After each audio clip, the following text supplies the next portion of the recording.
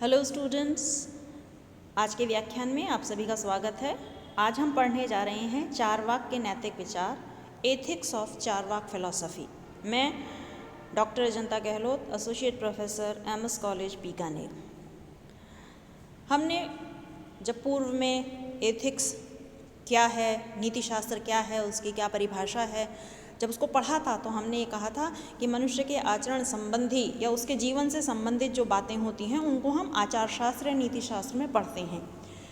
चारवाक की नीति शास्त्र में क्या है, इसको हम निम्न बिंदुओं के आधार पर जान सकते हैं। पहला, चारवाक दर्शन में आध्यात्मवाद की पूर्ण उपेक्षा की गई है, कंप्लीट डिनायल ऑफ स्पिरिचुअलिज्म। क्यों? क्योंकि चारवाक दर्शन जड़वादी दर्शन है, वह भौतिकतावादी दर्शन है। उसके अनुसार संसार का अंतिम सत्य या तो मूल तत्व जड़ है, जड़ पदार्थ हैं, और चारवाक दर्शन केवल ऐसी ही वस्तु की सत्ता को वास्तविक मानते हैं जो हमारी इंद्रियों के द्वारा ग्राह्य है, यानी हम जिसको देख सकते हैं, सुन सकते हैं, चख सकते हैं, सूंघ सकते हैं, हम जो 5 इंद्रियों के द्वारा अपना ज्ञान प्राप्त कर सकते हैं, वही ज्ञान वास्तविक है। उसके इतर इस लोक के अलावा परलोक या पारलौकिक ज्ञान को वो स्वीकार नहीं करते हैं, क्योंकि हम उसको देख नहीं सकते हैं, क्योंकि हम आत्मा को नहीं देख सकते हैं, क्योंकि हम ईश्वर को नहीं देख सकते हैं। मोक्ष प्राप्त किसने किया या कैसे किया, क्योंकि हम उसके बारे में उस व्यक्ति से भी नहीं मिल सकते हैं। तो ये सब बातें वो अस्वीकार करते हैं। वैदिक क्रियाकर्म निरर्थक हैं, वैदिक राइट्स आर मीनिंगलेस। आप देखेंगे कि भारतीय संस्कृति या धर्म या भारतीय जीवन का जो आधार है वो वेदों में निहित कर्मकांड, यज्ञ, उपासना आदि पर ही आधारित है।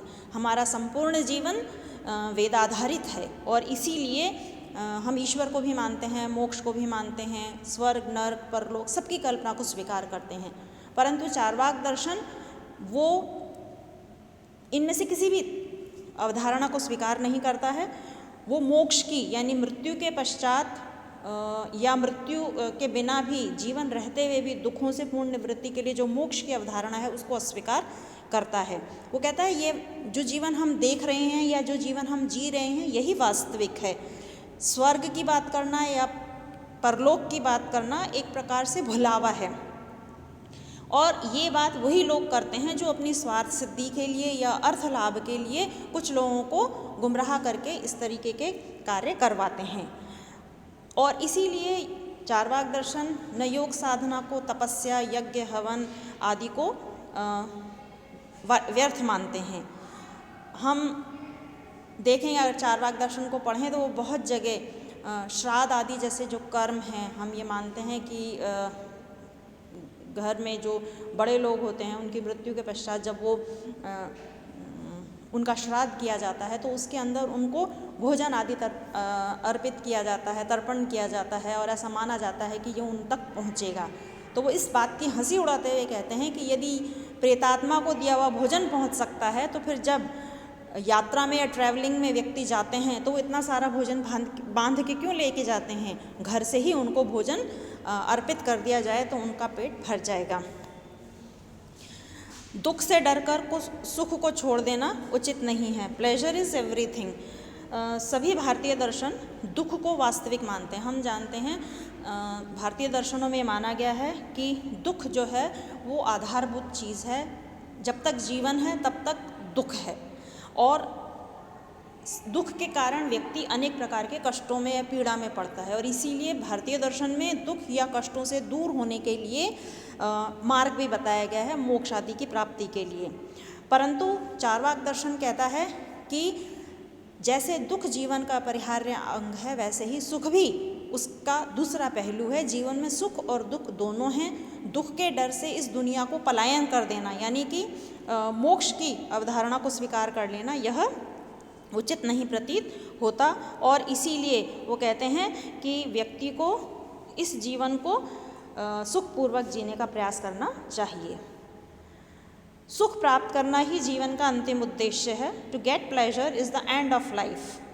जैसा हमने देखा कि पूर्व वाले बिंदु में चारवाक दर्शन ने कहा दुख और सुख एक ही सिक्के के दो पहलू हैं, इसलिए वो कहते हैं दुख तो जीवन में रहेंगे ही रहेंगे, परंतु मनुष्य का प्रयत्न ये रहना चाहिए कि वो जीवन में सुख की प्राप्ति के लिए प्रयत्न करता रहे। और इसीलिए वो सुख को महत्व देते हैं और सुख को दो तरीके से विभाजित करते हैं।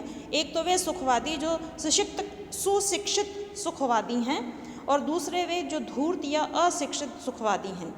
सुशिक्षित सुखवादी सुख के गुण के अनुसार भी भेद मानते हैं, यानी कोई सुख उच्च श्रेणी का होता है, कुछ सुख ऐसे होते हैं जो निम्न श्रेणी के, जो मनुष्य की वासनाएं इच्छाएं आदि होती हैं वो निम्न श्रेणी की होती हैं, परंतु उसकी बौद्धिक प्रक्रियाएं आदि जो हैं विचार चिंतन ये उच्च श्रेणी का होता है। और उनका मानना है कि ऐसे सुखों को पाने के लिए व्यक्ति को कभी कभी संयमित भी होना पड़ता है, अपनी इच्छाओं का दमन भी करना पड़ता है।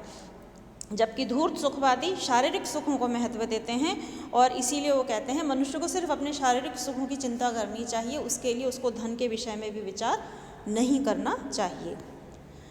मानव जीवन का उद्देश्य काम और अर्थ या धन है।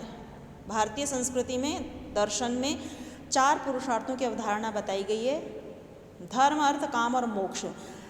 और ये माना गया है कि धर्म के तरीके से अर्थ और काम की प्राप्ति करने से व्यक्ति मोक्ष को प्राप्त कर सकता है। ऐसी एक विचारधारा उसमें है कि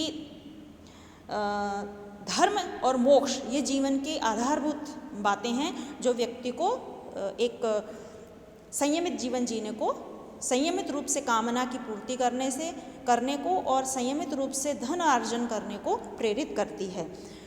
चारवाक दर्शन कहते हैं कि धर्म, अर्थ, काम और मोक्ष, इन चारों पुरुषार्थों में सिर्फ काम मोक्ष ही इम्पॉर्टेंट है, महत्वपूर्ण है। काम अर्थात अपनी समस्त प्रकार की शारीरिक, आर्थिक, अन्य सभी प्रकार की जो इच्छाएं हैं उनकी पूर्ति करना, और ऐसा करने में वो कहते हैं व्यक्ति को कभी भी उसके लिए विचार नहीं करना चाहिए।